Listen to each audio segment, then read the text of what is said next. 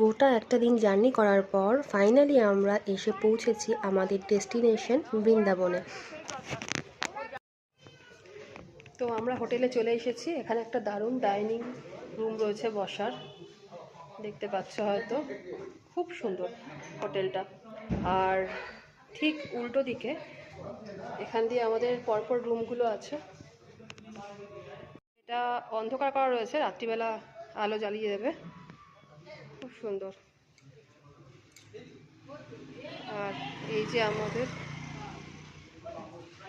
রুমে যাব আমরা, আর এই হচ্ছে আমাদের রুম।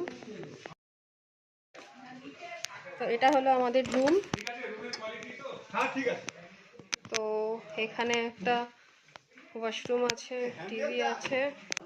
বাবা রাস্তায় বললো ঢুকতে, তারপর আসছে।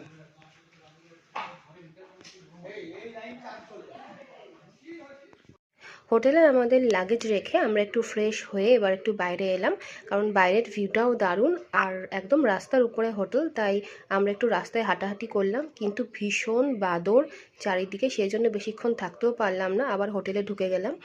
আর হোটেলে ঢুকে বাদিকে তোমাদের রিসেপশনটা দেখাই।